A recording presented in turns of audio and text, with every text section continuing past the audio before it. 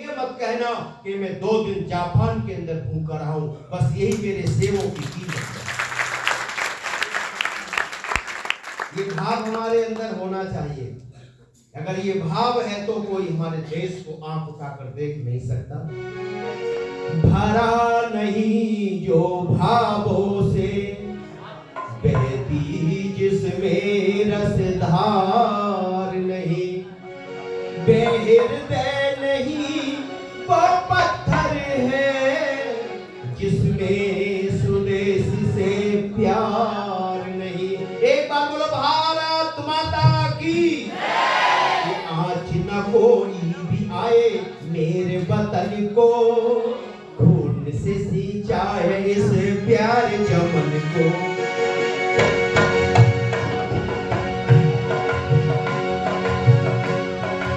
आज न कोई भी आए मेरे वतन को, खून से सींचा है इस प्यारे चमन को। वंदे मातरम, वंदे मातरम। एक बार मेरे साथ मिलकर गाते रहो वंदे मातरम। सब मुट्ठी उठाकर हाथ उठा के बोलेंगे वंदे मातरम। वंदे मातरम, वंदे मातरम। आज न कोई भी आए मेरे वतन को, खून से सींचा है इस प्यारे चमन को।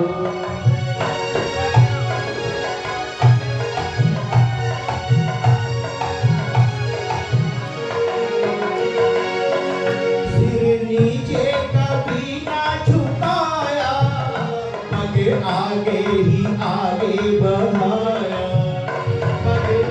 सिर नीचे कभी ना झुकाया, आगे आगे ही आगे बढ़ाया। टूट गए रंग सर से बांध कफन को, टूट गए रंग सर से बांध कफन को, टूट गए रंग सर से बांध कफन को। खून से सींचा है इस प्यारे चमन को। वंदे मातरम, वंदे मातरम। आज न कोई भी आए मेरे वतन को, खून से सींचा है इस प्यारे चमन को।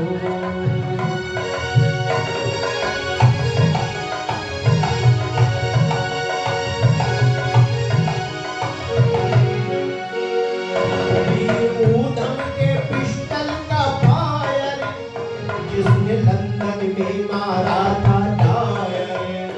वीर ऊधम के पिस्टल का फायर जिसने लंदन में मारा था डायर। दहला दिया गोलियों से नील गगन को, दहला दिया गोलियों से नील गगन को, दहला दिया गोलियों से नील गगन को। खून से सींचा है इस प्यारे चमन को। वंदे मातरम, वंदे मातरम। आज न कोई भी आए मेरे वतन को, खून से सींचा है इस प्यारे चमन को।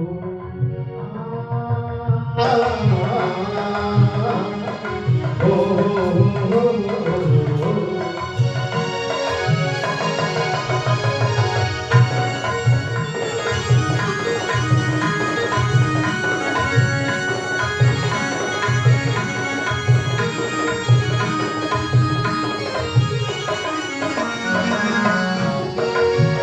भगत सिंह ने थी जानी गवाई, राज सुखदेव ने फांसी खाई। भगत सिंह ने थी जानी गवाई, राज सुखदेव ने फांसी खाई। शांति किया दिल में लगी तेज अगन को, शांति किया दिल में लगी तेज अगन को, शांति किया दिल में लगी तेज अगन को। खून से सींचा है इस प्यारे वतन को। आज न कोई भी आए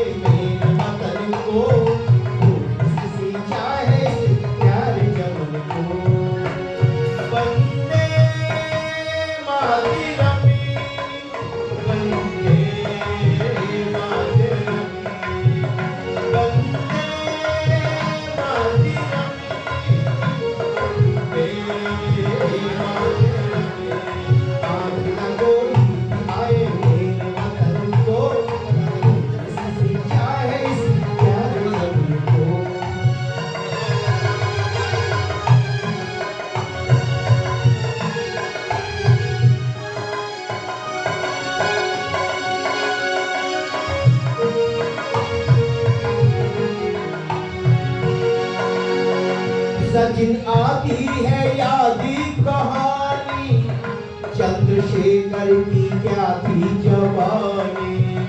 सचिन आती है यादी कहानी, चंद्रशेखर की क्या थी जवानी।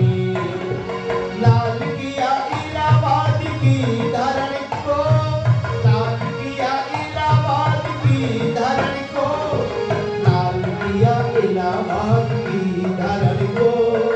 खून से सींचा है इस प्यारे वतन को, आज न कोई भी आए मेरे वतन को। खून से सींचा है इस प्यारे वतन को। वंदे मातरम, वंदे मातरम, वंदे मातरम, वंदे मातरम। आज न कोई आए मेरे वतन को, खून से सींचा है इस प्यारे चमन को। खून से सींचा है इस प्यारे चमन को। भारत माता की इस देश के लिए कितने लोगों ने कुर्बानियां दी। जब इस देश का युद्ध पाकिस्तान के साथ हुआ और उस समय मेरे देश के प्रधानमंत्री थे लाल बहादुर शास्त्री जी, उन्होंने एकदम आदेश फरमान किया कि मैं जो घायल और जो टूटे हुए सैनिक हैं, सैनिक अस्पताल में जाना चाहता हूं, उनसे मिलना चाहता हूं, उनका दर्द दुख दर्द पूछना चाहता हूं। आदेश की व्यवस्था की गई। लाल बहादुर शास्त्री जी सैनिक के अस्पताल के अंदर पहुंचे। बहुत लंबा एक हॉल था जिसमें बेड पड़े थे, अलग अलग सैनिक पड़े करा रहे थे। जब उन सैनिकों ने देखा कि हमारे देश के प्रधानमंत्री और हमसे कुशल से पूछने के लिए आए, तो उनके चेहरे पर दुख भूल के मुस्कुराहट आने लगी। सबसे बातचीत करते थे, सांत्वना देते, आगे बढ़ते जाते थे। जब लास्ट में पहुंचे तो एक सैनिक एक चादर ओढ़े में लेटा था और लाल बहादुर शास्त्री को देखकर एकदम तड़पा और उठकर बैठा और फिर एकदम पीछे गिर गया और रोने लगा। शास्त्री जी उसको बड़ा ध्यान से देख रहे थे। उन्होंने कहा मुझे देख के इतना हर्षित हुआ और मुझे देखकर एकदम उठकर बैठा, थोड़ा तड़पा और उसके बाद ये गिरकर रो क्यों रहा है। शास्त्री एकदम उसके पास गए और कहा मेरे देश के नौजवान वीर योद्धा, तुम मुझे देखकर इतने खुश हुए। तो उसने कहा कि मैं इसलिए खुश हुआ कि आज एक सैनिकों का हालचाल लेने देश के प्रधानमंत्री आए, तो मुझे देखकर आप खुश बहुत हुए थे और आप उठकर बैठे, उसके बाद पीछे गिर के आप रो क्यों रहे हो, रोने का कारण क्या है। उस सैनिक ने जो बात कही वो हृदय को झकझोर देती है। उसने कहा कि आज तक मैंने बड़े बड़े अधिकारियों से सलूट दिया और मैंने सोचा आज मुझे गौरव मिला है अपने देश के प्रधानमंत्री सलूट देने का। तो मैं एकदम आर्मी का आदमी बड़ा एक्टिव तो होता है, एकदम मैं जब उठकर बैठा और मैंने कहा अपने प्रधानमंत्री को सलूट दूं, लेकिन मैं सर ये भूल गया कि लड़ाई में मेरे दोनों हाथ कट चुके हैं, मेरे हाथ नहीं है, इसलिए मैं रो रहा हूं। अगर मेरे हाथ होते तो ये सपना मेरा पूरा होता, ये मेरा सपना पूरा नहीं हुआ। शास्त्री ने जाकर पीठ पर हाथ रखकर सर पे हाथ रख के घुमाया, चिंता मत करो, आज तक तुमने अधिकारियों को सलूट दिया है, लेकिन आज देश का प्रधानमंत्री अपने देश के रक्षक वीर योद्धा एक देश के नौजवान को सलूट करेगा और पीछे हटकर उन्होंने एकदम सलूट किया। भारत माता की जय, वंदे मातरम, वंदे मातरम, इंकलाब जिंदाबाद, इंकलाब जिंदाबाद। ऐसे ऐसे लोग इस देश के लिए शहादत को प्राप्त हुए हैं। गीत बड़ा प्यारा मुझे याद आया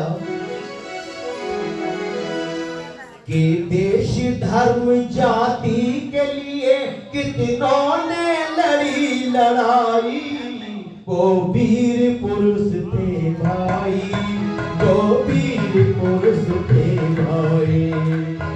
देश धर्म जाति के लिए कितनों ने लड़ी लड़ाई, वो वीर पुरुष थे भाई, वो वीर पुरुष थे भाई।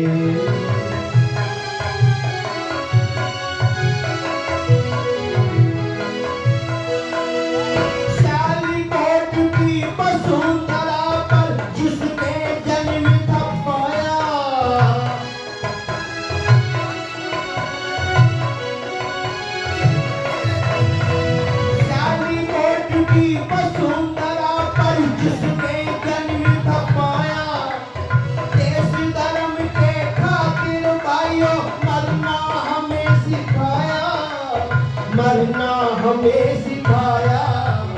वीर हकीकत बालक ने निज गर्दन कटवाई। वो वीर पुरुष थे भाई, वो वीर पुरुष थे भाई। देश धर्म जाति के लिए कितनों ने लड़ी लड़ाई।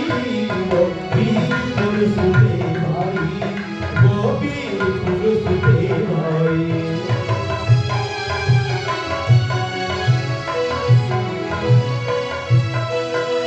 सरहिंद की दीवारों में दो सगे भाई चुन पाए।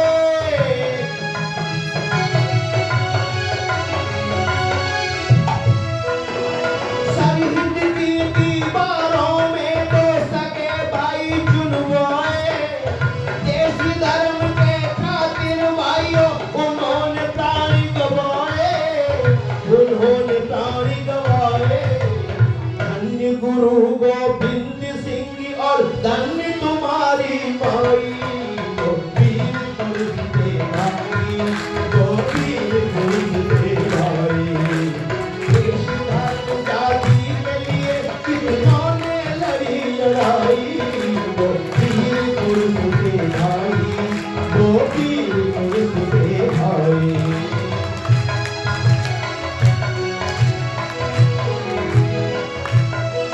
पंजाब केसरी लाला लाजपत शेर की बात हुंकारा।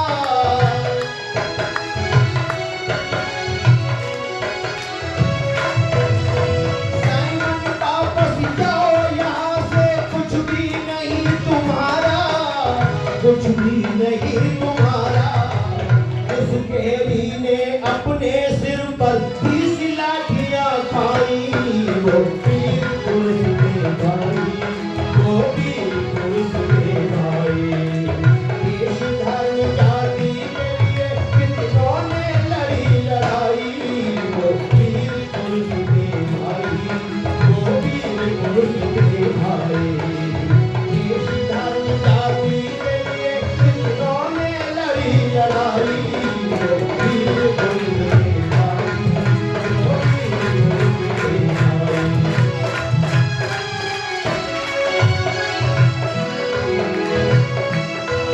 और माता को जो वचन दिया प्राणों के साथ निभाया।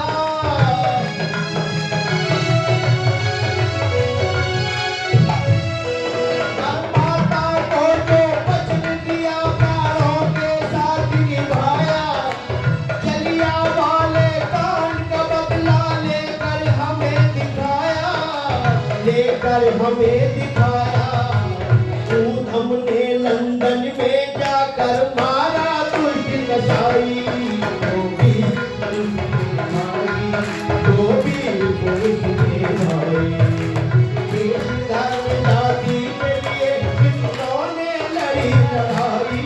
वो वीर पुरुष थे भाई, वो वीर पुरुष थे भाई। देश धर्म जाति के लिए कितनों ने लड़ी लड़ाई। वो वीर पुरुष थे भाई, वो वीर पुरुष थे भाई। वो वीर पुरुष थे भाई, वो वीर पुरुष थे भाई।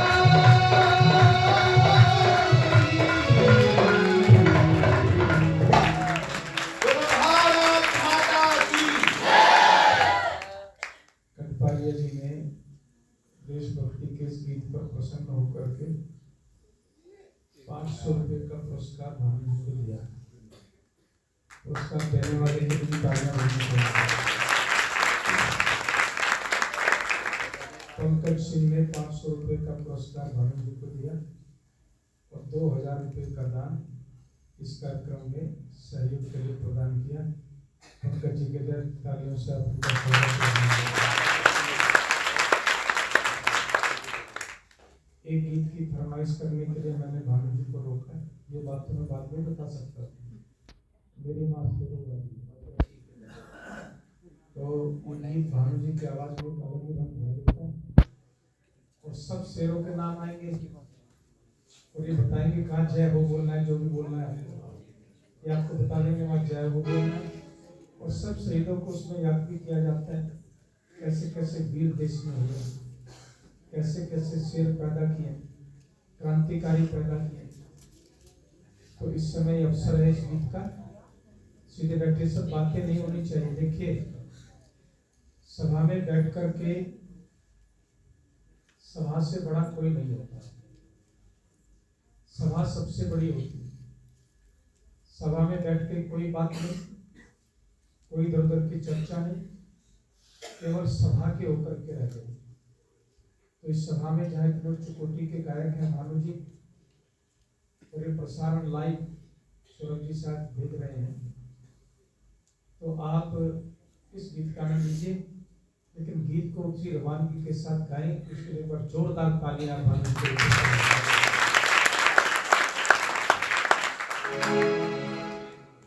आप लोगों को मेरे साथ देना है ना, ये तो मैं जानता हूँ। आप चले हुए पैदल लंबी शोभा यात्रा थी और पूरे देश में गई। मैंने लाइव चलाया था कई बार, तो सबने फोन किया बड़ी लंबी शोभा यात्रा। मैंने कहा लंबी भी है, मुझे 200 किलोमीटर तक चली हुई है।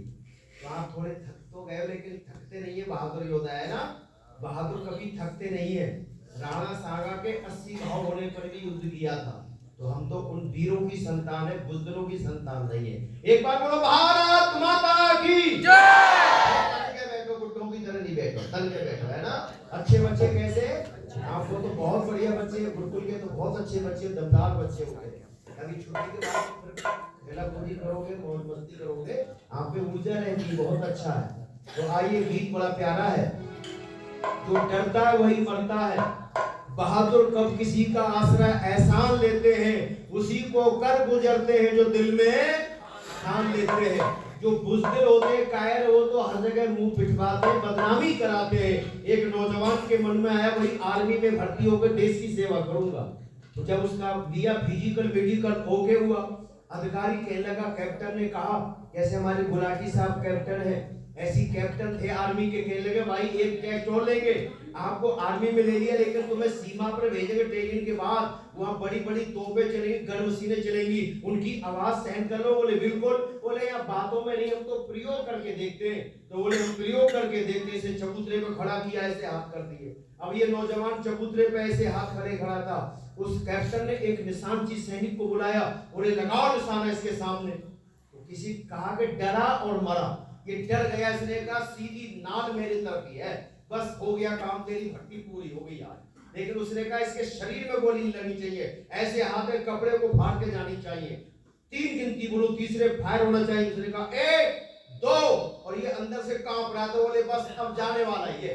इसने कहा 3, जैसी फायर हुआ, इसकी थोड़ी कमीज फटी और ये तो गस खा के बेहोश हो के पीछे चले। बोले बस चला गया, लगे सीने में गोली। कैप्टन ने पीछे से भाग थपकी मारी। बोले वाह मेरे शेर, तेरी तो आवाज में ऐसी तैसी हो गई। बोले सर सीने को पार कर। बोले देख ले कहीं खून निकल रहा कहीं? इसने देखा, बोले कुछ भी नहीं। तो बोले तू तो बुज़दिल निकला, तू तो कायर निकला।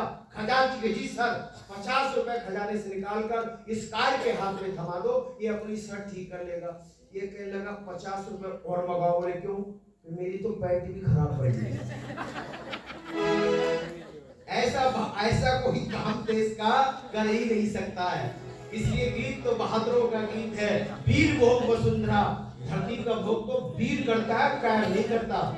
इसलिए लिखा, जिस तरह वृक्षों में चंदन का बड़ा अधिकार है, पर्वतों में हिमगर, नदियों में गंगाधार है कमल पुष्पों में और नागों में जैसे शेष है, इसी तरह सब देशों में ऊंचा मेरा भारत देश है। एक बार बोलो भारत माता की जय। आवाज काबुल और गंधार तक आपकी जानी चाहिए। अरे जिसके वीरों की दुनिया में,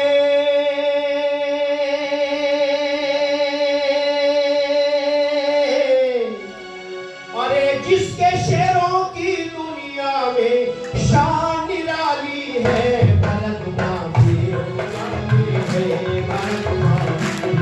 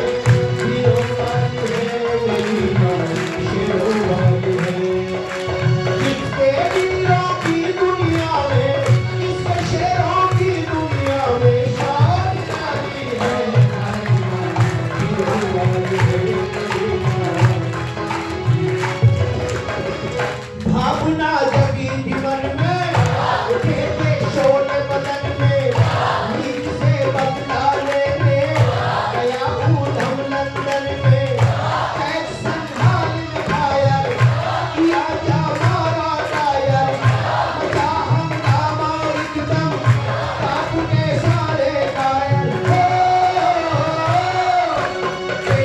मिला जेल में हंसकर फांसी खाली है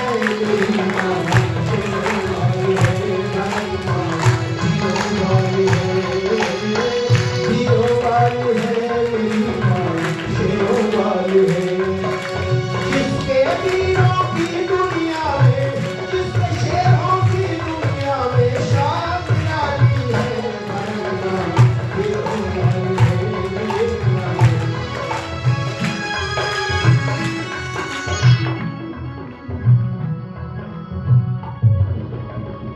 रहे बीच फिरंगी काम देना तोड़ चंगी रोगी ना पाई उसको आश्रम की में नंगी बना हिटलर ने जब दी चावटा पान सलाती कहा तो खून सिपाही मैं तुमको दूंगा आजादी हो या कभी तो आज चलने का बंगाली है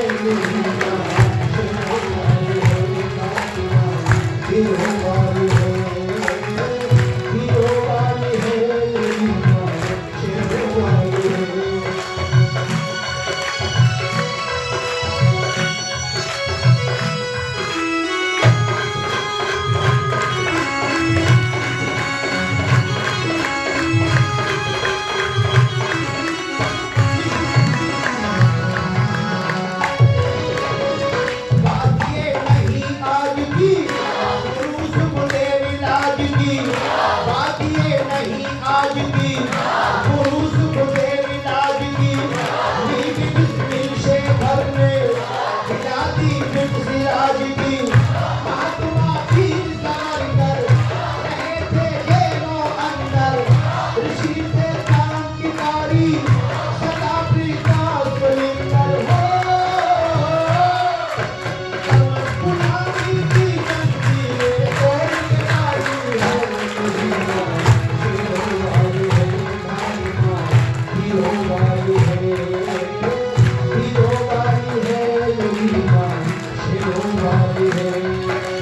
जिसके वीरों की दुनिया में जिसके शेरों की दुनिया में शान निराली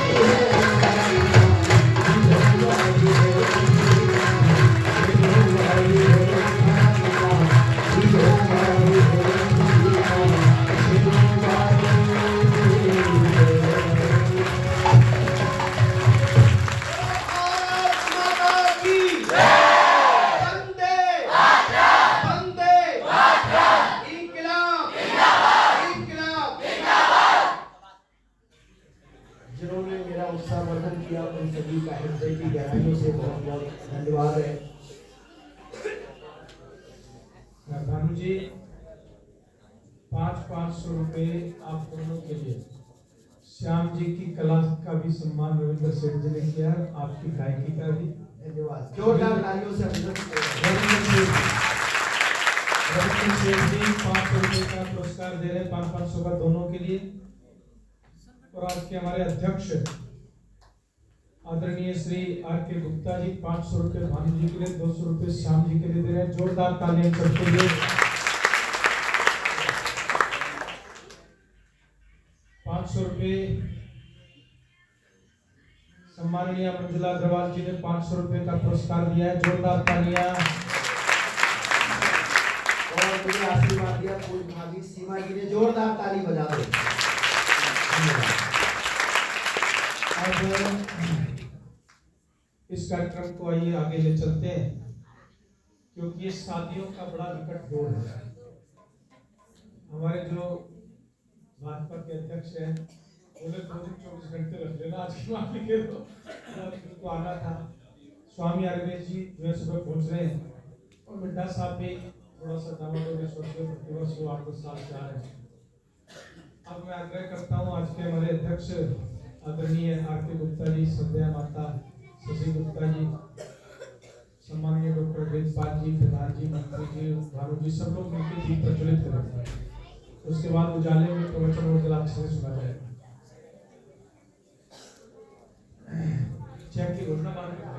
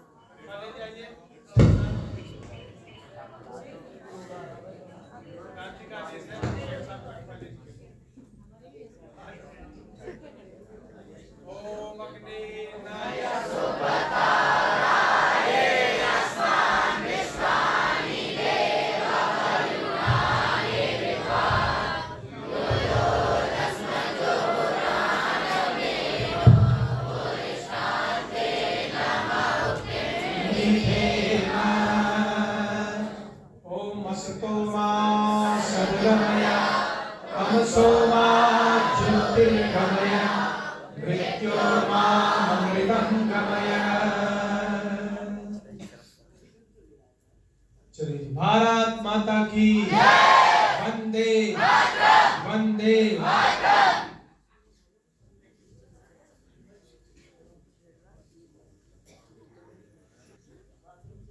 मैं आशा करता हूँ, इसलिए हमने भजन संध्या रखी है कि भजनों से थकान और कम हो जाती है। अब बेशक हम भी जब आपके साथ ही चलेंगे और निरंतर सुबह से हम सब लोग काम कर रहे हैं। इस क्रम में मैं आगे इस क्रम को बढ़ाता हूँ। भानु जी का हृदय से धन्यवाद करता हूँ। राजभक्ति गीतों के कार्यक्रम में जो समा उन्होंने बांधा है, उसका मैं हृदय से तहे दिल से आभार प्रकट करता हूँ। शुक्रवार का दिन है, वर्किंग डे है, शादियों की भरमार है जिसे कहते हैं। जो भी किसी कारण से उपस्थित है उसमें सबसे बड़ा कारण शादी का ही बताया जा रहा है। ये शादी अधिक जाकर वहाँ गया। हमारे बीच में भाई जितेंद्र जी, कविता जी उपस्थित हो गए हैं। एक बार जोरदार तालियों से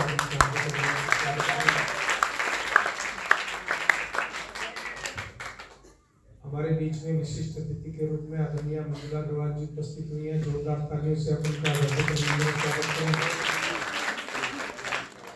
अगले 45 मिनट के लिए श्रद्धेय डॉक्टर वेदपाल जी को मैं आमंत्रित करता हूँ। हमारा मार्गदर्शन करेंगे सम्माननीय डॉक्टर वेदपाल जी।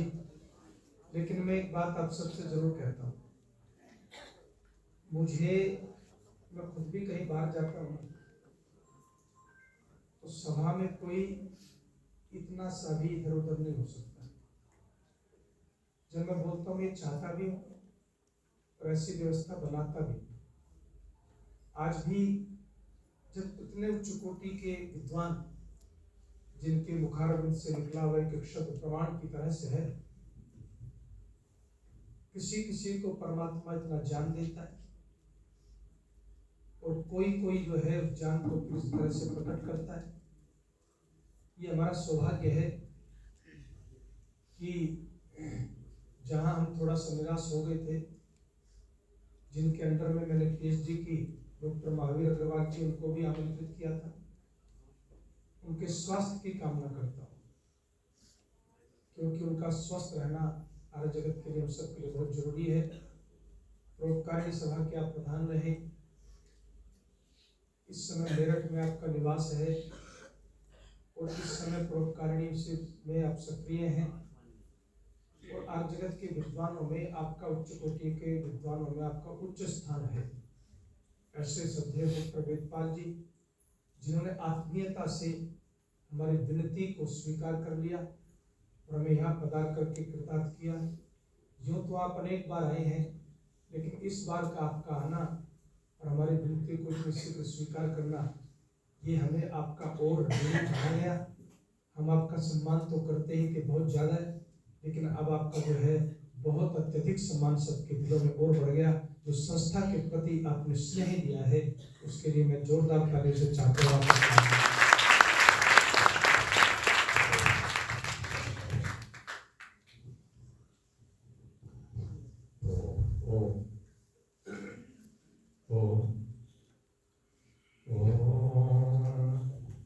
यस्य भूमि भ्रमान्तरिक्षमुतोदरं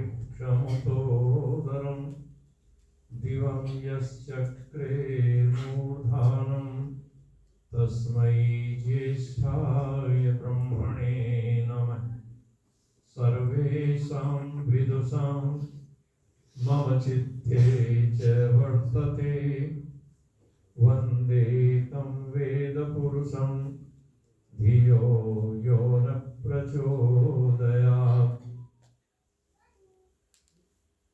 आर्य जगत के यशस्वी विद्वान, इस गुरुकुल के संचालक आचार्य डॉक्टर जयेंद्र जी, इस सत्र की अध्यक्षता कर रहे श्रीयुत गुप्ता जी, श्रीमती गुप्ता जी, आर्य समाज की प्रधाना श्रीमती मधु हसीन जी, मंत्रिणी श्रीमती गायत्री मीणा जी, गुरुकुल के मंत्री श्रीयुत गुलाटी जी, और जिनसे आप संगीत के माध्यम से राष्ट्रभक्ति की प्रवाहित होती धारा में निमग्न हो रहे थे, पंडित भानु प्रकाश जी शास्त्री, सम्मान के योग्य मातृशक्ति, सम्मानित बंधुओं, प्रिय छात्र और छात्राओं, अभी पंडित भानु प्रकाश जी शास्त्री राष्ट्रभक्ति के रस से आपको सराबोर कर रहे थे। राष्ट्र क्या है? एक आख्यान है कि प्रारंभ में जब सृष्टि की उत्पत्ति हुई तो कोई राज्य व्यवस्था नहीं थी और धीरे धीरे उस व्यवस्था में मनुष्य सुख से रहते रहे, किंतु कुछ काल के पश्चात जो शक्ति संपन्न व्यक्ति थे वो दुर्बलों का उत्पीड़न करने लगे, और ऐसे समय में जो प्रबुद्ध व्यक्ति थे उन्होंने ये अनुभव किया कि कोई ना कोई ऐसी व्यवस्था की जानी चाहिए कि जिस व्यवस्था के अंतर्गत कोई शक्ति संपन्न व्यक्ति किसी दुर्बल व्यक्ति का किसी प्रकार से शोषण या उत्पीड़न ना कर सके। और तब ये व्यवस्था उत्पन्न हुई जिसे राज्य व्यवस्था कहा गया। अब ये जो राज्य व्यवस्था बनी, अब ये राज्य व्यवस्था कई हिस्सों में बंट गई। कुछ तो हम कहते हैं कि ये देश की व्यवस्था है, कुछ राष्ट्र की व्यवस्था है, कुछ अंतरराष्ट्रीय व्यवस्थाएं हैं। अब ये जो व्यवस्थाओं के भेद हुए, इनमें जो प्रमुख भेद वो राष्ट्र है। और राष्ट्र क्या है? जो भूमि का कोई टुकड़ा है उस पर व्यक्ति रहते हो या ना रहते हो तो राष्ट्र नहीं हो। व्यक्ति तो रहते हो किंतु उन रहने वाले व्यक्तियों की कोई ना कोई संस्कृति भी हो। यदि उनकी अपनी कोई संस्कृति नहीं है, देखिए सभ्यता और संस्कृति दोनों में थोड़ा थोड़ा अंतर है। सभ्यता का तात्पर्य केवल रहन सहन, खान पान, वस्त्र पहनना, भोजन करना, ये जो सारी व्यवस्थाएं हैं ये सभ्यता के अंतर्गत है। किंतु इससे आगे बढ़कर के व्यक्ति का ये चिंतन करना कि मैं जिस स्थान पर रह रहा हूं, जिन नदियों के जल का मैं पान करता हूं, जिस मिट्टी से उत्पन्न अन्न से मेरा भरण और पोषण होता है, उस जल और उस अन्न के प्रति और जिससे मेरा शरीर बना उस देश की इस भूमि के प्रति भी मेरा कोई दायित्व है या नहीं। और यदि मेरा कोई दायित्व है तो वो किस प्रकार का दायित्व है, मेरे कर्तव्य क्या है, मेरे अधिकार क्या है। इन सारी चीजों का जब व्यक्ति चिंतन करता है तो सारे चिंतन का परिणाम राष्ट्र के रूप में हमारे सामने आता है। तो यह जो राष्ट्र की व्यवस्था है, ये इतिहासकारों का मत है कि ऐसी ऐसी व्यवस्थाएं रही, किंतु महर्षि दयानंद का मत है कि सृष्टि के प्रारंभ में जब मनुष्य उत्पन्न हुआ तो परमेश्वर ने उसे वेद का ज्ञान दिया, और वेद के अनुसार हम देखें तो परमेश्वर ने मनुष्य को उत्पन्न करने के साथ साथ ही जो ज्ञान दिया, उस ज्ञान के माध्यम से उसने इस राष्ट्र का भी उपदेश कर दिया। और राष्ट्र का उपदेश करते हुए मनुष्य को वेद ने यह संदेश दे दिया था कि राष्ट्र के साथ मेरा संबंध किस प्रकार का होगा। वहां कहा गया कि हम बढ़े, हम समृद्ध हों, संपन्न हों। हर व्यक्ति समृद्ध होना चाहता है, संपन्न होना चाहता है। जीवन के जिस क्षेत्र में भी आप कार्यरत हैं, आपकी एक ही अभिलाषा होती है कि यदि मैं अर्थार्जन कर रहा हूं तो जितना इस वर्ष मैंने कमाया अगले वर्ष मेरे पास आय उससे अधिक हो।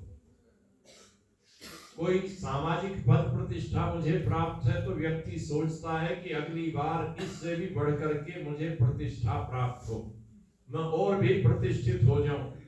अर्थात व्यक्ति समृद्धि चाहता है, संपन्नता चाहता है। किंतु वेद ने कहा कि संपन्नता तो हो, समृद्धि तो हो, किंतु वो समृद्धि किसके साथ हो और वो समृद्धि किसके लिए हो। यदि वो समृद्धि केवल मेरे लिए समृद्धि है तो उस समृद्धि का कोई मूल्य नहीं है। उस समृद्धि का कोई मूल्य नहीं है। उस समृद्धि का मूल्य तब है जब वो समृद्धि राष्ट्र की समृद्धि बनती है। वेद ने कहा ये अभिवर्तेन मणिना येन स्मान ब्रह्मणस्पते अभिराष्ट्राय वर्धय। हम जो बढ़े तो किसके साथ बढ़े? हम बढ़े राष्ट्र के साथ, अर्थात हमारी उन्नति सांस्कृतिक उन्नति हो। सांस्कृतिक उन्नति का तात्पर्य है उस भू की भी उन्नति करना, उस देश के निवासियों की भी उन्नति करना, अपनी संस्कृति और सभ्यता की भी उन्नति करना। किंतु इस सांस्कृतिक उन्नति के मार्ग में बहुत सारी बाधाएं हैं, और वो बाधाएं इतिहास इस बात का साक्षी है कि समय समय पर इस राष्ट्र ने भी उन बाधाओं का सामना किया। और वो बाधाएं किस प्रकार से आती हैं? वेद ने उसी समय कह दिया था कि देखो संभल करके रहना। यदि अपने जीवन में संभल करके नहीं रहे और इन विचारों पर ध्यान नहीं दिया तो निश्चित रूप से किसी ना किसी दिन तुम्हें कठिनाइयों का सामना करना पड़ेगा, संकटों का सामना करना पड़ेगा। उन संकटों से बचने के लिए करना क्या है? एक व्यक्ति के मन में विचार उत्पन्न हो, और वेद ने उसके लिए कहा योनो द्वेषत पृथ्वी यह पृतन्या यो भिदासात मनसा वधेन तमनो भूमे रंधय पूर्वकृत्वरी। उसके साथ क्या व्यवहार करना और सावधान किससे रहना? कहा कि सबसे पहले उनसे सावधान रहने की आवश्यकता है जो इस राष्ट्र के शत्रु हैं। अब राष्ट्र के शत्रु अनेक प्रकार के शत्रु हो सकते हैं। आप कह सकते हैं कि जिनसे हमारी भौगोलिक सीमाओं का बंटवारा हुआ है वो भी हमारा शत्रु है। जिनसे भौगोलिक सीमाओं का बंटवारा हुआ वो हमारा शत्रु है, क्योंकि वो हमें अभिभूत करना चाहता है, हमें दबाना चाहता है, हमारे ऊपर अपना नियंत्रण बनाना चाहता है, चाहे वो इधर हो चाहे इधर हो या किसी भी दिशा में हो सकता है। तो जो इस प्रकार से द्वेष करने वाले व्यक्ति हैं, इस प्रकार से द्वेष करने वाली दूसरी सभ्यता और संस्कृतियां हैं, उन सभ्यता और संस्कृतियों से सचेष्ट रहने की आवश्यकता है। और दूसरी बात कही, जो सैनिक रूप से संपन्न होते जा रहे हैं, अब सैनिक रूप से संपन्न कैसे होते चले जाते हैं? अब आज सोच करके देखिएगा, पूरी दुनिया के इतिहास पर आप दृष्टि डालिए, कौन सैनिक सामर्थ्य से सबसे बड़ा युक्त है, जो सब पर अपना रोब झाड़ता रहता है? अमेरिका। अमेरिका कितना सैनिक सामर्थ्य से युक्त है, कितनी उसके पास मिसाइलें हैं, कितने पास उसके लड़ाकू विमान हैं, कैसे मालवाही ऐसे पोत हैं जो बड़े बड़े हथियारों को, टैंकों को लेकर चले जाएं, कैसे उनके पास जहाज हैं जिन जहाजों में वो बड़े बड़े टैंकों को लेकर के चले जाएं। जब टैंक किसी सड़क से निकलता है तो कमजोर सी सड़क को तोड़ता चला जाता है। कितना वजन है उसमें कि गोले मारे जाएं उसकी चादर नहीं टूटती, और उसे जहाज में लाद करके ले जाते हैं और ले जा करके कहीं भी टैंक को उतार दें। तो इतने इतने समर्थ जहाज किसके पास है? और ये जरूरी नहीं है कि वो एक ही उपासना पद्धति के मानने वाले हों, एक ही विचारधारा के हों। जब दो देश के रूप में, दो राष्ट्र के रूप में बंट जाते हैं, तो बंटने के बाद स्वाभाविक रूप से अपने पड़ोसी के ऊपर अपना नियंत्रण करना चाहते हैं। सोच करके देखिए, उत्तरी कोरिया और दक्षिणी कोरिया में क्या भेद है? उत्तरी कोरिया और दक्षिणी कोरिया में क्या भेद है? क्या खान पान का भेद है, रंग रूप का भेद है, किस चीज का भेद है? किसी का भेद नहीं है, केवल बंटवारा हुआ और दो हिस्सों में बंट गए। ऐसा और भी दुनिया के दूसरे हिस्सों में हो रहा है। कुछ समय पहले तक शक्ति संपन्न एक राष्ट्र था यूएसएसआर, और एक शासक की गलत नीतियों के कारण 13 हिस्सों में बंट गया, जिसे आज हम रूस कह रहे हैं, जो पुतिन के नियंत्रण में है, वो भी उसी का हिस्सा है। और जो जेलेंस्की के नियंत्रण में है, यूक्रेन नाम का हिस्सा, वो भी दोनों एक है।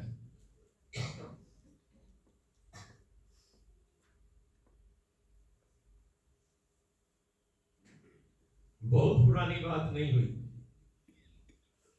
यूक्रेन और रूस दोनों भाई नहीं थे, दोनों एक शरीर के अंग थे। एक दूसरी भुजा थी, कोई दूसरी भुजा थी। ये बड़ी उंगली हो सकती थी, ये छोटी उंगली हो सकती थी, किंतु थे तो सारे के सारे एक।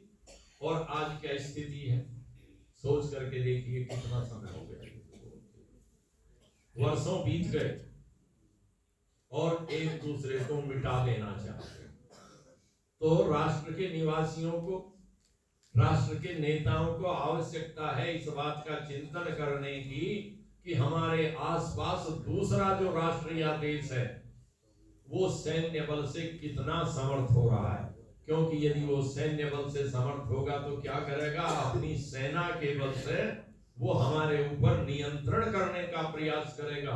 तो अपने राष्ट्र की समृद्धि करने के लिए सैन्य बल को बढ़ाना, आधुनिक हथियारों से युक्त करना, संसाधनों से संपन्न रखना उसे, ये क्या है? ये राष्ट्रभक्ति है, ये राष्ट्र का संरक्षण है। वेद ने इसका उपदेश दिया। और इससे भी एक भयानक स्थिति है, जो बड़े बड़े हथियार काम नहीं कर सकते, बड़ी सेनाएं जिस काम को नहीं कर सकती, टैंक लाने की, तोप चलाने की, मिसाइल की जरूरत नहीं है। क्या काम करो? मानसिक रूप से अपने अधीन कर दो। जो मानसिक रूप से हमें अपने अधीन करना चाहता है, हमसे द्वेष करके हमें परास्त करना चाहता था, सैन्य बल से पछाड़ना चाहता था, सफल हुआ या नहीं हुआ, किंतु जो हमारे मनोबल को तोड़ करके मानसिक रूप से हमें दास बनाना चाहता है, उससे भी सतर्क रहने की आवश्यकता है। और ये देश यदि इतने वर्षों तक गुलाम रहा तो उसमें बहुत बड़ा कारण सैन्य बल नहीं था, उसमें बहुत बड़ा कारण द्वेष नहीं था, उसमें बहुत बड़ा कारण था राष्ट्र के नागरिकों का मनोबल कमजोर हो जाना।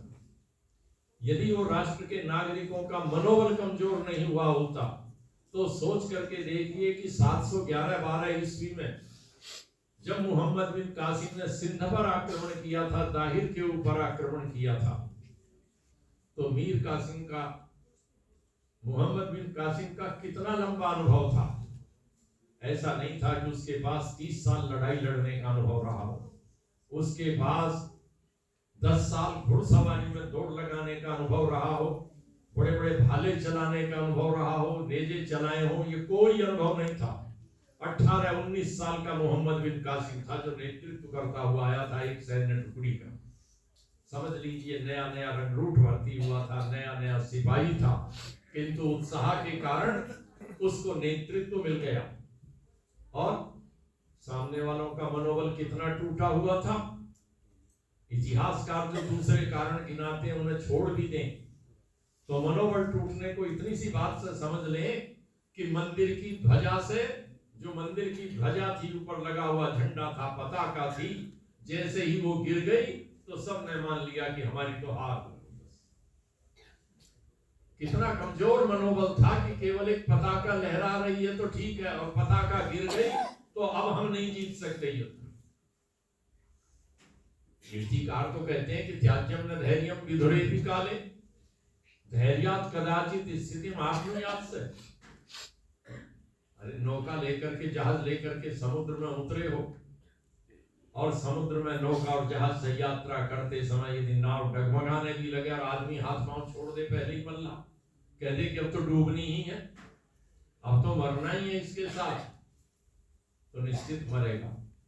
और यदि वो बचने के प्रयास करेगा, प्रयत्न करेगा, तो पता नहीं कितनी परिस्थितियां कब अनुकूल हो सकती हैं, वो लहरें जा भी सकती हैं और नाव डगमगाती हुई नाव थोड़ी देर में ठहर भी सकती है, ठीक स्थिति से भी चल सकती है, किंतु उसके लिए चाहिए व्यक्ति का मनोबल।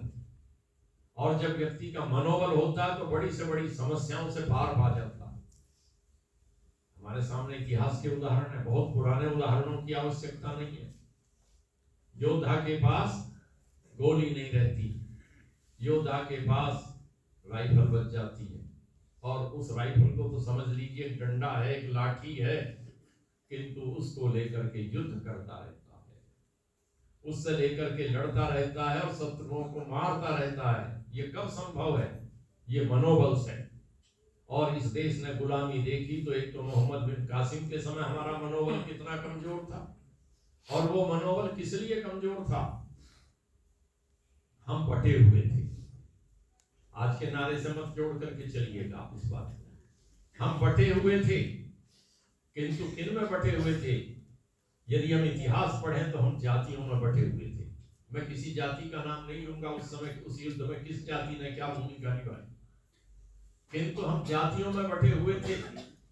और अनेक वो जातियां जो युद्ध कर सकती थी, और आज भी सेनाओं में जिनकी बटालियन हैं, जिनके नाम से बटालियन है, उन्होंने मोहम्मद बिन कासिम का सामना नहीं किया कि राजा है, हमारी जाति का नहीं है, ये अपनी जाति वालों का पक्षपात करता है, अपनी जाति वालों को प्रश्रय देता है, उन्हें सारी सुविधाएं देता है। हम तो क्या है, सैनिक हैं, हम तो देश के नागरिक हैं, हमें क्या मिलता है? तो जाति वालों को मिल रहा है, इसलिए लड़ेंगे तो वो लड़ेंगे, और परिणाम क्या हुआ? ना वो लड़े ना ये लड़े, और हारते चले गए। और मोहम्मद बिन कासिम ने जो कुछ किया, इतिहास की धारा बदल गई।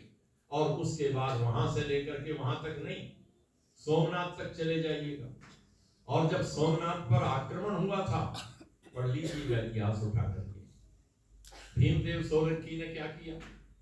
सहायता मांगी, दूसरे राजा से कहा कि आप आ जाओ। उसने कहा कि हाँ, हम क्यों आए, तुम्हारे राज्य पर आक्रमण हुआ है, जब पिछले साल हम लड़ाई लड़ रहे थे उस राजा के साथ, तुमने हमारा साथ नहीं दिया था, हम अमुक राजा से लड़ाई लड़ रहे थे, तुमने हमारा साथ नहीं दिया, तो आज विपद तुम्हारे ऊपर पड़ी है, तो हमें क्या आवश्यकता है कि हम तुम्हारी लड़ाई में आए। और उसका परिणाम देखिए, सोमनाथ का मंदिर ध्वस्त हुआ। और ध्वस्त नहीं हुआ, पुजारियों की अवस्था देखिए, मनोबल कितना कमजोर, इतना कमजोर कि अंबिका दत्त व्यास ने शिवराज विजय लिखा एक संस्कृत का उपन्यास है, और शिवराज विजय के उस उपन्यास को पढ़ लीजिए। जो शिवराज विजय है, अंबिका दत्त व्यास ऋषि दयानंद के समकालीन है, महर्षि दयानंद के विरोधी है, मूर्ति पूजक है, किंतु कभी कभी सच ऐसे प्रकट हो जाता है जैसा अंबिका दत्त व्यास के मुख से हुआ। जब महमूद गजनवी के सैनिक और उस मूर्ति को तोड़ रहे थे, तो पंडितों ने कहा कि इस मूर्ति को मत तोड़ो, और क्या कहा, त्यज इमाम अकिंचित करीम जड़ाम महादेव मूर्ति, छोड़ दो इसे।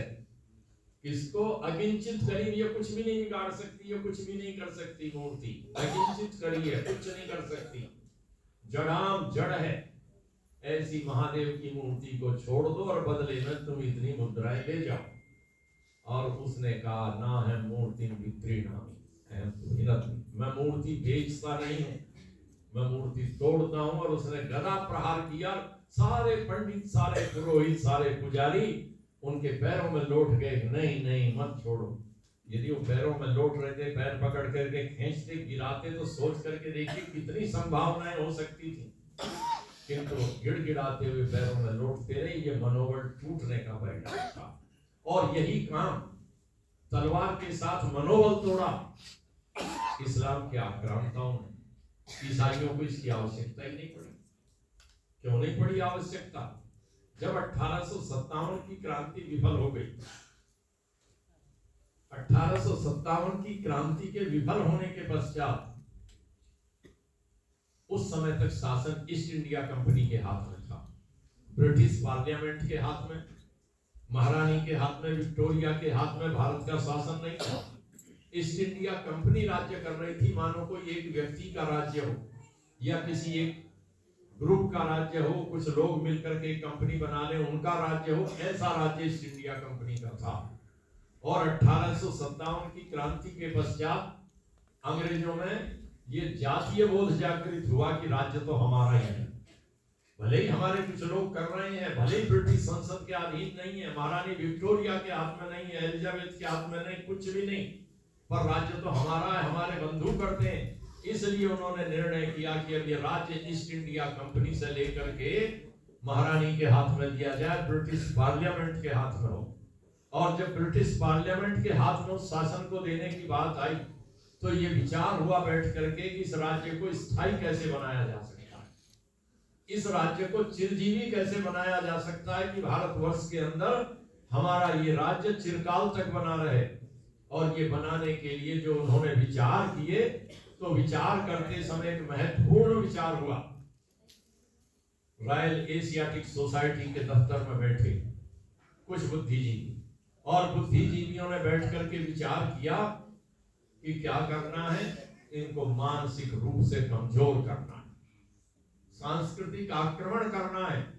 और मानसिक रूप से कमजोर आक्रमण करने के लिए कुछ उन्होंने बिंदु तय किए, और जो बिंदु तय किए वो बिंदु आज तक हमारी नई पीढ़ी तक के मन और मस्तिष्क में इतने गहरे बैठे हुए हैं कि उनके दिमाग से निकालना बड़ा कठिन होता जा रहा है। सबसे पहला एक बिंदु उन्होंने छांट करके दिया कि कहो कि ये जो आर्य हैं, ये इस देश पर के मूल निवासी नहीं, ये जो राज्य कर रहे हैं, ये बाहर से आकर के राज्य किया इन्होंने, जैसा आज अंग्रेजों ने किया। यदि ये नारा लगता है कि अंग्रेजों यहाँ से जाओ, छोड़ करके जाओ, तो इनको बताया जाना चाहिए उस देश के निवासियों को कि ये तो एक धर्मशाला है, इस धर्मशाला में अब आकर के हम राज्य कर रहे हैं, हमसे पहले तुमने राज्य किया था। धर्मशाला खाली करनी है तो दोनों को ही तो खाली करनी होगी, ना तुम करोगे ना हम करेंगे। ये मानसिक रूप से पाठ पढ़ा है, और आज तक ये पाठ लोगों के मन में बैठ गए। बड़े बड़े पाठ पढ़ाए गए। अभी मेरी किसी एक पढ़े लिखे व्यक्ति से बात हो रही थी, वो कह रहे थे कि जो 1857 की क्रांति हुई, उस 1857 की क्रांति में तो जो कुछ क्रांति की वो किसने की, वो सारा सैनिक विद्रोह था, वो तो सैन्य विद्रोह था, सैनिकों ने किया। यदि जनता की सहभागिता उसमें होती तो अलग होती, जनता ने उसका कोई समर्थन नहीं किया। मैंने उन्हें भी वो बात बताई, मैं आपसे भी निवेदन करूं, जनता का सहयोग था किंतु व्यवस्थित नहीं था, सुनियोजित नहीं था। बस अंतर इतना था, यदि वो जो कुछ जनता ने किया वो सुनियोजित होता, जैसा सैन्य विद्रोह भी सुनियोजित नहीं था, सब एक मत है इस बात पर, ऐसे ही जनता का विद्रोह भी सुनियोजित नहीं था। डॉक्टर जयेंद्र जी के पड़ोस का गांव है, 37 साल तक मेरा भी पड़ोस बना रहा है, बिजरोर बड़ौद के पास। वहां के हुए चौधरी शाहमल सिंह, और शाहमल सिंह ने अंग्रेजों के विरुद्ध लड़ाई लड़ी, अपने किसानों को संगठित करके लड़ी। उनके पास हथियार नहीं थे, उनके पास तोप तमंचे कुछ नहीं थे, साधारण थे, किंतु किसान थे। अंग्रेजों को पकड़ पकड़ करके, जैसा अंग्रेज भारतीयों का उत्पीड़न कर रहे थे उससे भी ज्यादा उन्होंने उत्पीड़न करने का प्रयत्न किया और बदला लेने का प्रयत्न किया, जिसका परिणाम हुआ कि चौधरी शाहमल जी को फांसी मिल गई, सजा मिल गई, मारे गए, और लोग मारे गए, बहुत सारे किसान। उनके नाम पर आज एक वहां पर एक इंटर कॉलेज भी है। इसी तरह से स्थान स्थान पर विद्रोह हुआ, पर वो सुनियोजित नहीं था। जो राज्य के लिए, राष्ट्र की दृष्टि से तो संयोजन चाहिए था, सुनियोजन चाहिए था। और अंग्रेजों ने उसी के साथ जो पाठ्यक्रम बदला, पढ़ाई के माध्यम से बदलाव किया, उस पढ़ाई के माध्यम से बदलाव करने में उन्होंने जो शिक्षाएं इस देश के नागरिकों को दी, वो सारी की सारी व्यवस्था मानसिक रूप से गुलाम बनाने वाली थी। और उसका परिणाम हुआ, हमारा रंग रूप नहीं बदला, किंतु वैचारिक दृष्टि से हमने अपनी संस्कृति को छोड़ दिया, पैसे दे दे करके छोड़ दिया। किसी ने हमारी संस्कृति के बदले में हमें पैसे नहीं दिए। यदि शिखा सूत्र किसी ने लिए हमसे, तो औरंगजेब ने तो तलवार के बल से लिए होंगे। अंग्रेजों का राज्य आने पर तो हम जाकर के सलमान के हेयर सैलून पर जाकर अपने आप ही ले आए अपने सांस्कृतिक चिन्हों को, जिस सांस्कृतिक चिन्ह की रक्षा करने के लिए वीर हकीकत राय ने बलिदान दिया, गुरु तेग बहादुर ने बलिदान दिया, बहुत सारे बलिदान हुए, भाई मसीदास का बलिदान हुआ, कितने बलिदान हुए, वीर बंदा बैरागी का बलिदान हो गया जिस संस्कृति की रक्षा करने के लिए। वो सारी की सारी संस्कृति हमने आज दूसरों को अपनी ओर से कुछ भेंट लगा करके गिफ्ट करनी प्रारंभ कर दी और करते चले जा रहे हैं। तो राष्ट्र के संबंध में विचार कीजिए कि राष्ट्र की रक्षा कैसे हो सकती है। अब संस्कृति का जो आक्रमण है किसी राष्ट्र के लिए, वो सबसे बड़ा खतरा है। उस राष्ट्र की जो संस्कृति है, उस संस्कृति को, सांस्कृतिक मूल्यों को यदि उस राष्ट्र के नागरिकों को पता नहीं है, तो अपने राष्ट्र का हित चिंतन वो नागरिक कभी कर ही नहीं पाएगा। अब ये राष्ट्र के प्रति सांस्कृतिक मूल्यों को हम कैसे समझें? वैदिक संस्कृति में वेद ने तो कह दिया था कि मेरा संबंध क्या है, इस भूमि के साथ मेरा संबंध क्या है।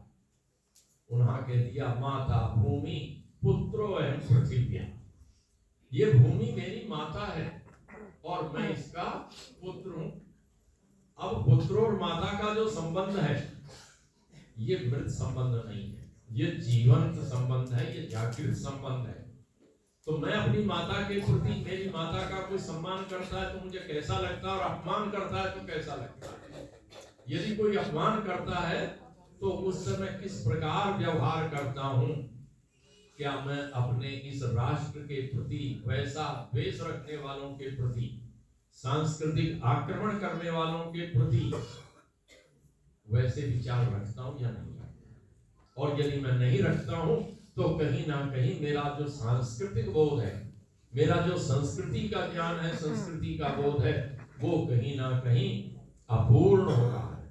और वेद ने बताया था कि देखो, ध्यान रखो, ये जो पृथ्वी है, ये भूमि है जिसे हम माता कह रहे हैं। आप कह सकते हैं कि ये तो क्या है, मिट्टी के कुछ कण हैं, कुछ पत्थर के टुकड़े हैं, कहीं बालू के हैं, कहीं काली मिट्टी के टुकड़े हैं, ये माता कैसे हो गई? ये तो जड़ है, ये माता कैसे हुई?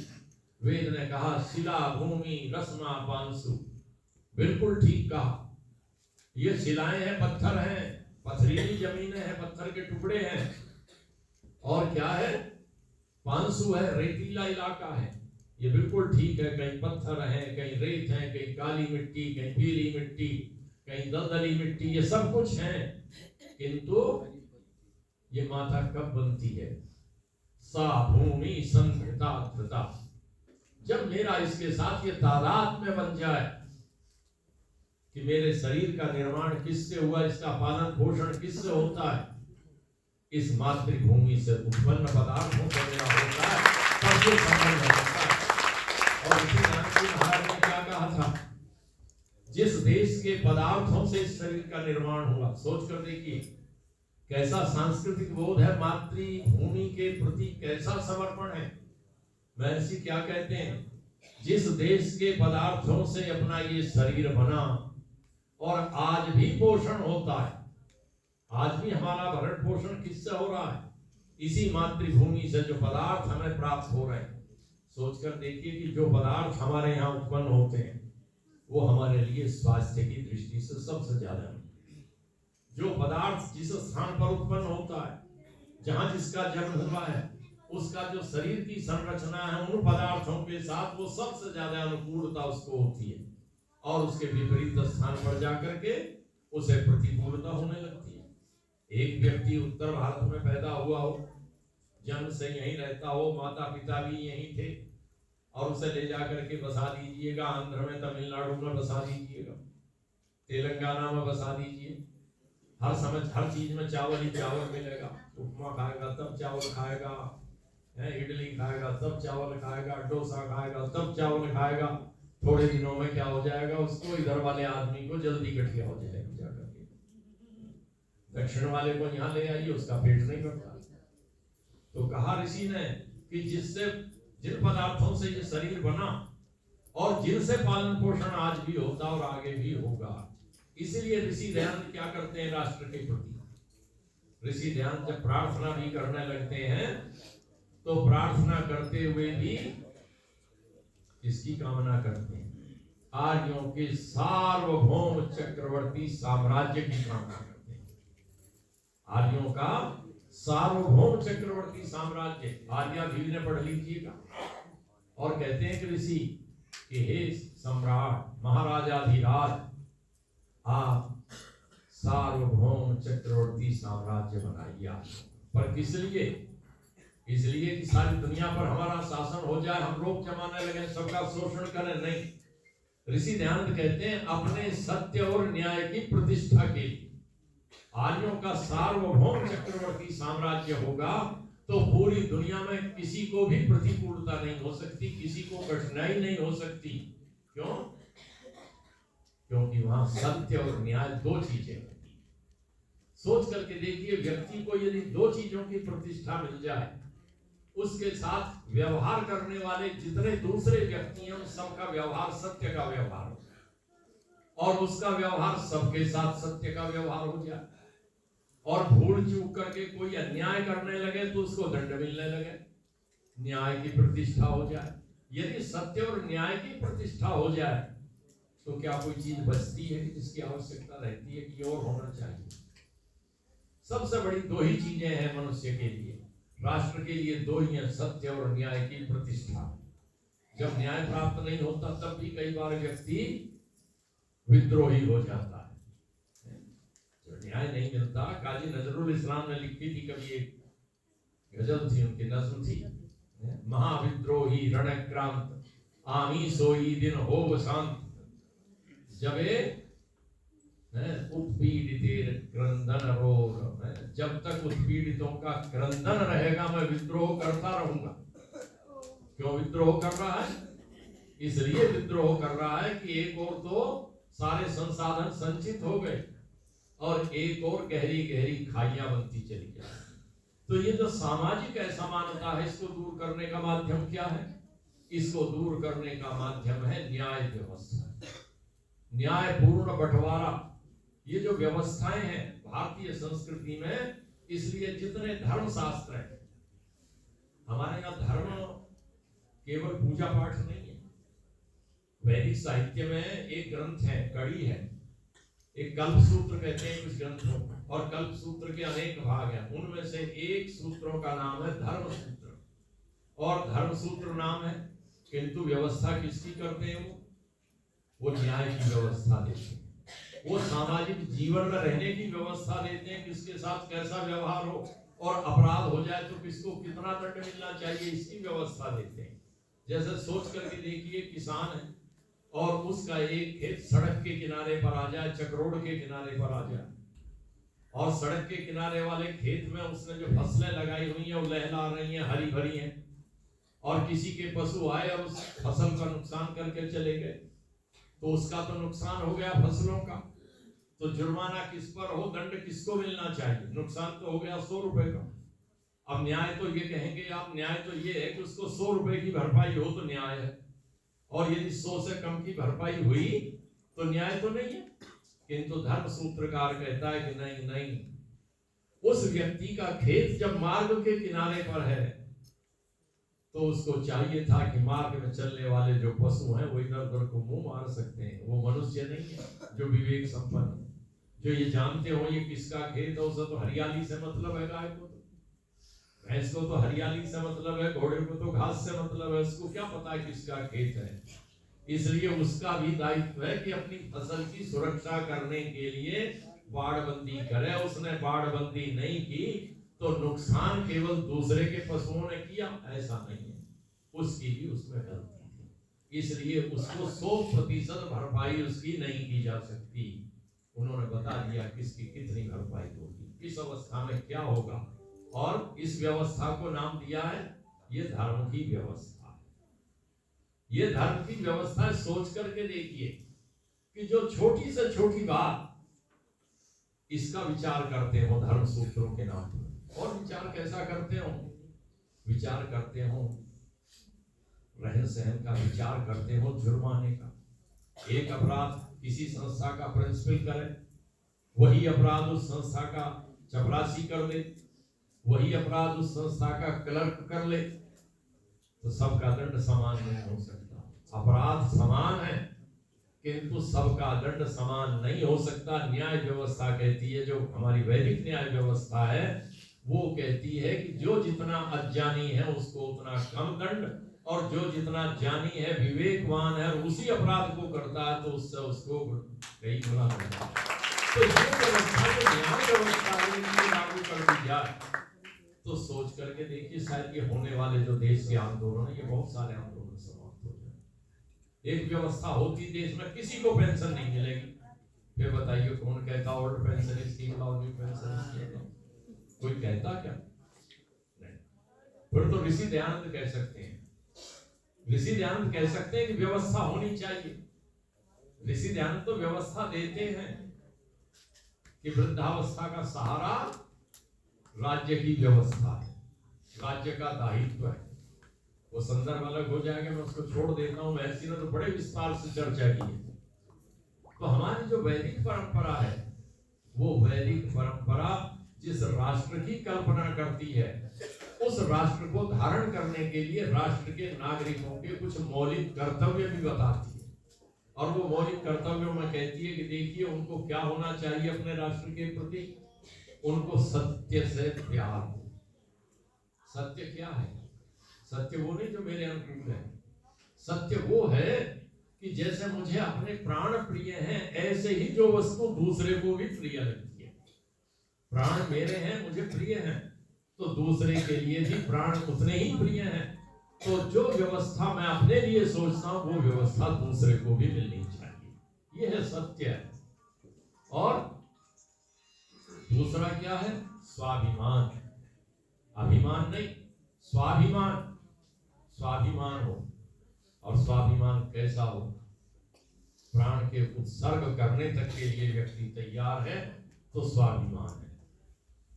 और जो सृष्टि के नियम है, उनकी पालना करना। सृष्टि का क्या नियम है? जल प्रवाहित हो रहा है, और बहता हुआ जल हमारे जीवन का आधार है, तो उस बहते हुए जल को प्रदूषित नहीं करना है, वायुमंडल को प्रदूषित नहीं करना है।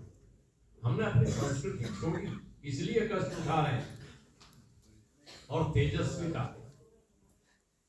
अपने राष्ट्र के प्रति अपमान सहन करने का सामर्थ्य बिल्कुल नहीं। राष्ट्र के प्रति यदि कोई शब्द कहता है कि राष्ट्र के प्रति कोई विरोध करता है तो जूझने के लिए तैयार हो जाना। सोच करके देखिए, यदि ये संस्कार नहीं होते, विचार नहीं होते, तो श्याम जी कृष्ण वर्मा तो लंदन में चले गए थे, गए तो थे ऋषि दयानंद की प्रेरणा से, और वहां तो जाकर के संस्कृत के प्रोफेसर हो गए थे। मौलाना बरकतुल्लाह खां लिवरपूल यूनिवर्सिटी में प्रोफेसर थे अरबी के, और राजा महेंद्र प्रताप के संपर्क में आए, और संपर्क में आने के बाद लिवरपूल यूनिवर्सिटी की प्रोफेसरी छोड़ दी मौलाना बरकतुल्लाह खां ने। राजा महेंद्र प्रताप अभी जिनका जन्मदिन मना रहे थे, जब वो अपनी ससुराल जाते थे तो तोपों की सलामी दी जाती थी। जींद रियासत में उन्हें तोपों से सलामी मिलती थी। जींद के राज परिवार में ब्याहे गए थे, स्वयं राजकुमार थे, किंतु सबको छोड़ करके और इस देश की निर्वासित सरकार बनाई। कहां जाकर के? काबुल में बागे बाबर में निर्वासित सरकार बनाई, स्वयं राष्ट्रपति बने अंग्रेजों का विरोध करने के लिए। और कितने लंबे समय तक, कितने दशक लगे उनको इस देश में लौटकर आने के लिए। यहाँ सब कुछ समाप्त हो गया। हम जानते हैं, कितने लोग नाम जानते हैं, तो अब 2 साल से जानने लगे जब से अलीगढ़ में यूनिवर्सिटी की बात हुई।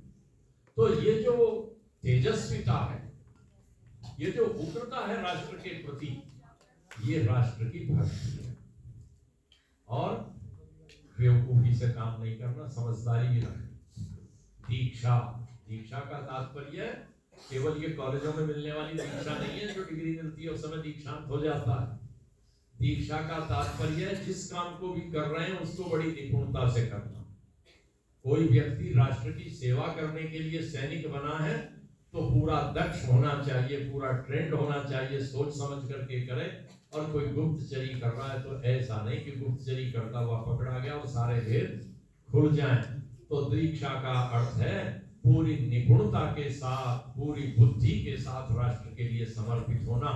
ये बहुत सारे संदर्भ हैं इस प्रकार के जो राष्ट्र की भक्ति है। भक्ति का तात्पर्य क्या है? भक्ति का अर्थ है सेवा करना। भाई सेवाया, हम राष्ट्र की सेवा कैसे कर सकते हैं? कोई भारत माता का चित्र बनाकर उस पर फूल चढ़ा दें, उसके सामने दीपक बना दें, ये सेवा नहीं है। भारत माता की सेवा है कि अपने सांस्कृतिक मूल्यों की रक्षा करना, अपनी भौगोलिक सीमाओं की रक्षा करना, अपने विचारों की रक्षा करना, अपने समाज को समुन्नत बनाने के लिए प्रयत्न करना। ये भारत माता की सेवा है, ये राष्ट्र की सेवा है, ये राष्ट्र की भक्ति है। वेद और ऋषि दयानंद इसी राष्ट्रभक्ति को सिखाते हैं। किसी का उत्पीड़न की बात नहीं करते, किसी के शोषण की बात नहीं करते, किसी पर आक्रमण की बात नहीं करते, किंतु बड़े गर्व के साथ सीधे खड़े रहने का सामर्थ्य हमारे अंदर हो। कोई हमें दबा ना सके, ना बल से दबा सके और ना छल से दबा सके और ना कोई गोपनीय योजनाओं से अभिभूत कर सके।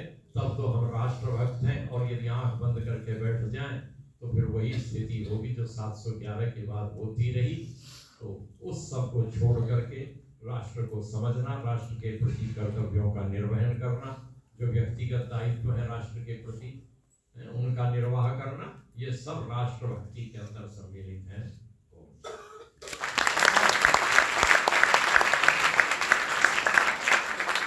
बहुत सुंदर परिचर्चा चल रही थी, बहुत गहरी भी, सरल भी, बहुत आनंद में हम सब थे। लेकिन समय की मर्यादा है तो डॉक्टर साहब ने उसका पालन किया है। देखिए, महाराजा रणजीत सिंह जो है ना, वो पहले ऐसे राजा थे जिन्होंने अपनी सेना को सबसे ज्यादा साधन संपन्न बनाया। उसका परिणाम हुआ अफगानियों को अफगानिस्तान में जाकर ठोकना, जो किसी के बूते की बात नहीं थी उस समय। क्योंकि उनकी सेना में उन्होंने जो उसका, जैसे कहते हैं ना कि नवीनीकरण, उन्हीं से तोपें बनवाई, उन्हीं से बंदूकें बनवाई, बाकी राजा पीछे रह गए। अंग्रेजों ने भी उनको लिखित में दिया हुआ था कि हम पंजाब में प्रवेश नहीं करेंगे, और जब तक रहे तब तक वो स्थिति बनी है। आइए थोड़ा सा, डॉक्टर साहब ने बहुत गहरी बातें कही है, थोड़ा सा आपको गुनगुनाते हैं, फिर उसके बाद शांति पाठ करते हैं। अध्यक्ष जी का उद्बोधन सुनेंगे 2-4 मिनट का। मेरे साथ बोलिएगा सब मिलके। ये धरा चाहिए, ये गगन चाहिए, बोलो खुल के। ये धरा चाहिए, ये गगन चाहिए, मुस्कुराता हुआ ये चमन चाहिए, मुस्कुराता हुआ ये चमन चाहिए। सबकी आवाज एक साथ आए। ये धरा चाहिए, ये वतन चाहिए, ये धरा चाहिए, ये गगन चाहिए, बस मुझे एकता का स्वप्न चाहिए, बस मुझे एकता का स्वप्न चाहिए। फूल हर रंग के हर तरफ हो खिले, फूल हर रंग के हर तरफ हो खिले,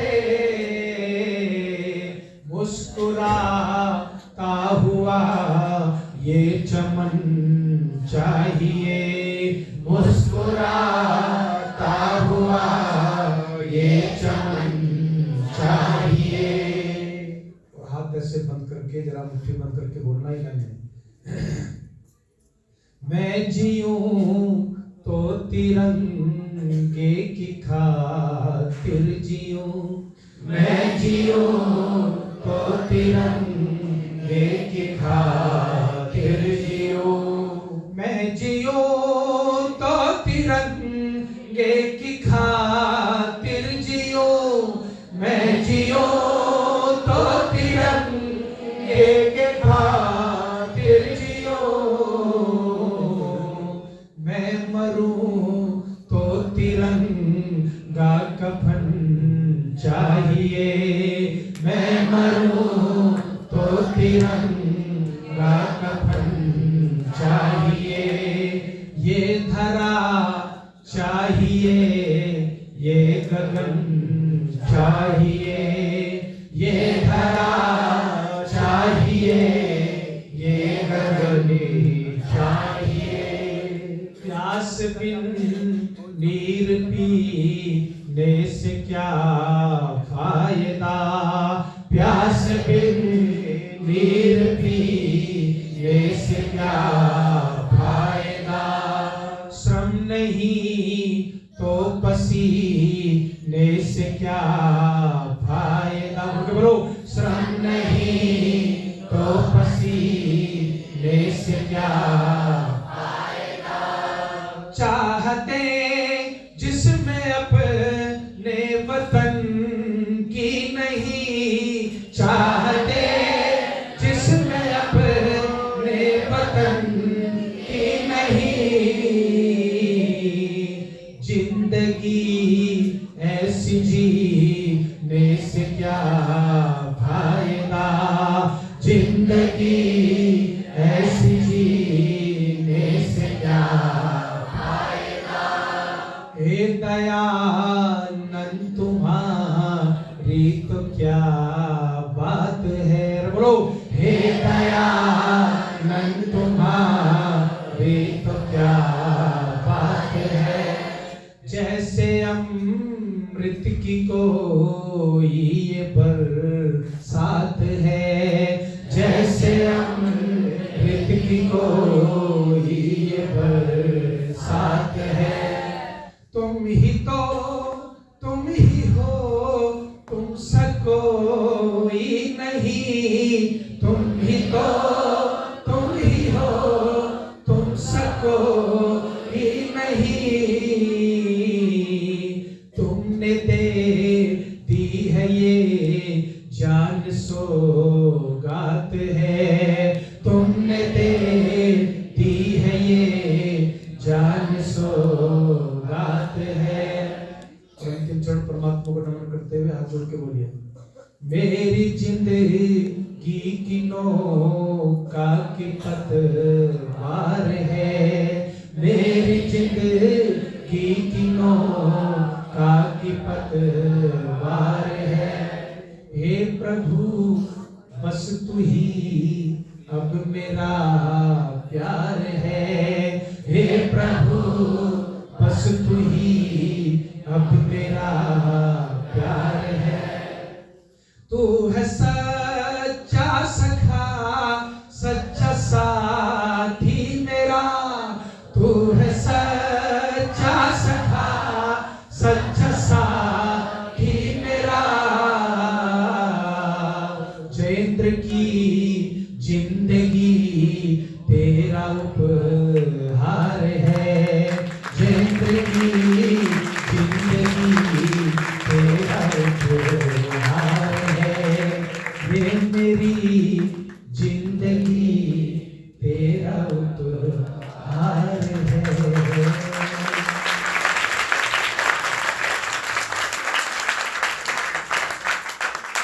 आपका सबका धन्यवाद। अध्यक्ष जी आदरणीय श्री आर के गुप्ता जी, मैं समझता हूँ कि मेरी जिंदगी में बड़े सौभाग्य से बड़े बड़े पुण्य कर्म हैं जो मेरे जीवन में इनका सानिध्य मिला, संपर्क मिला। गया तो मैं वानप्रस्थ आश्रम हरिद्वार में प्रवचन करने, लेकिन वहां से एक अभिभावक मिले जिनका नाम है आदरणीय श्री आर के गुप्ता जी, श्रद्धेय माता शशि गुप्ता जी। कितना स्नेह, कितना प्यार ये करते हैं, उसको मैं शब्दों में बयान नहीं कर सकता। और जो भी हम इनसे आग्रह करते हैं, जहाँ आदमी का अपना जोर चलता है तो चलाते ही, हमारे ऊपर चलाते हैं, उनके ऊपर चलाते हैं। आज इन्होंने इस अवसर पर अध्यक्षता करते हुए 21,000 रुपये का योगदान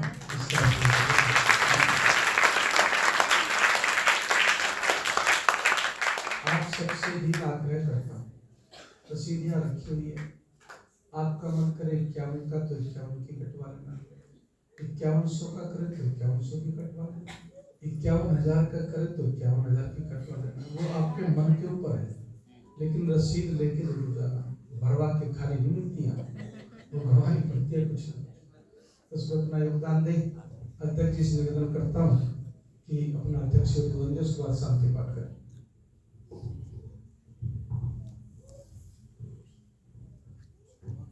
माननीय विख्यात विद्वान डॉक्टर वेदपाल जी, आर्य समाज की प्रधाना आदरणीय मधु भसीन जी, हमारे भजनोपदेशक पंडित भोला प्रसाद जी, उपस्थित श्रद्धेय माताएं, बहनों, भाइयों,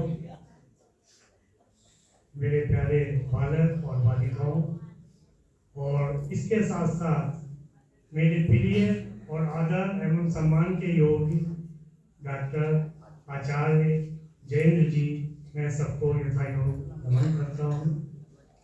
मैं पिछले कुछ वर्षों से मुझे इस कार्यक्रम में शामिल होने का सौभाग्य प्राप्त हो रहा है, मिल रहा है।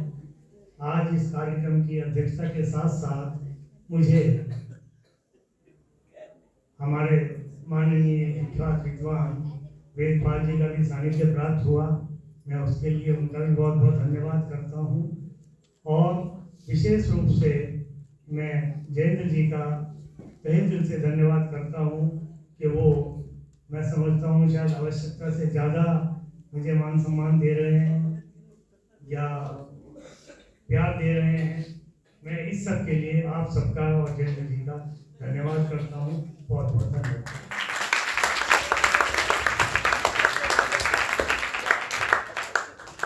सबको वैसे ऐसे अध्यक्ष चाहिए होते हैं जो धन्यवाद भी दे और दान भी दे, ऐसे अध्यक्ष की सबका आवश्यकता रहती है। अब मैं इस कार्यक्रम को शांति पाठ की तरफ ले चलूं, उससे पूर्व मैं कुछ लोगों को आमंत्रित करूंगा जिनको स्मृति चिन्ह देकर के हम जो है सम्मानित करेंगे। मातृमती गुप्ता जी शायद यहाँ पर उपस्थित नहीं है इस समय, लेकिन विजेंद्र कटपाले जी जिनकी तरफ से सुबह का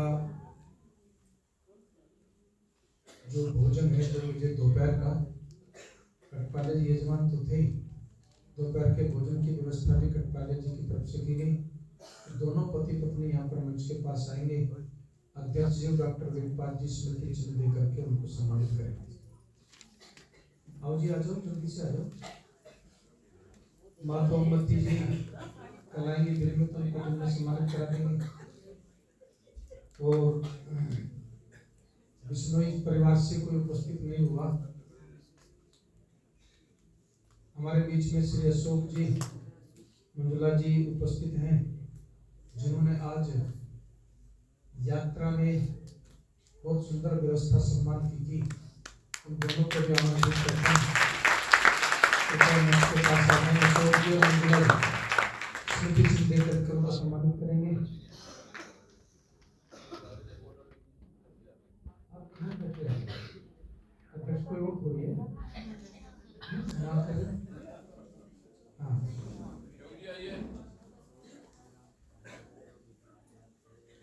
आइए, जल्दी से आ जाइए। श्री अशोक अग्रवाल जी मेरे बड़े भाई हैं, और जब भी कोई संकट, कोई सलाह मशवरा कुछ भी होता है, मैं तुरंत इनके पास पहुंच जाता हूँ। और वैसे भी पराठे खाने का मन होता है तब भी पहुंच जाता हूँ, और कुछ भी ना काम हो तब भी पहुंच जाता हूँ। मैं पहुंचे ही रहता हूँ उनके पास, तो क्योंकि परिवार है। तो जोरदार तालियों से उनका जब से इस शोभायात्रा में प्रारंभ किया है तब से हमेशा स्वागत रविंद्र वहाँ पर करते हैं। अब मैं गायत्री मीना जी से और प्रधान जी से निवेदन करता हूँ कि हमारे अध्यक्ष जी को स्मृति चिन्ह दे करके सम्मानित करेंगे। डॉक्टर साहब भी साथ में। माता जी कहाँ गई? साथ में हो ना?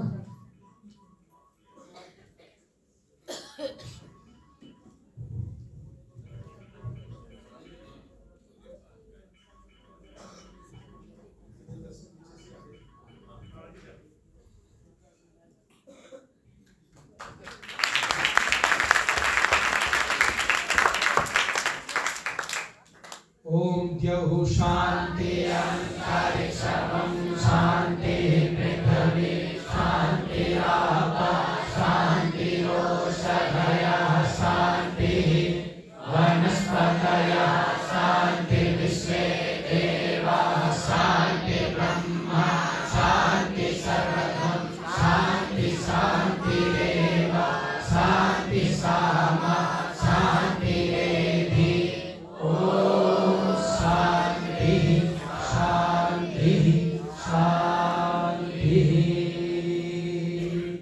जो बोले सो अब है। ब्रह्मर्षि विद्यानंद की, महर्षि दयानंद की, मर्यादा पुरुषोत्तम श्री रामचंद्र की, योगेश्वर श्री कृष्णचंद्र महाराज की, भारत माता की, गौ माता की, आर्य समाज, वेद की ज्योति, योग का झंडा, वैदिक ध्वनि।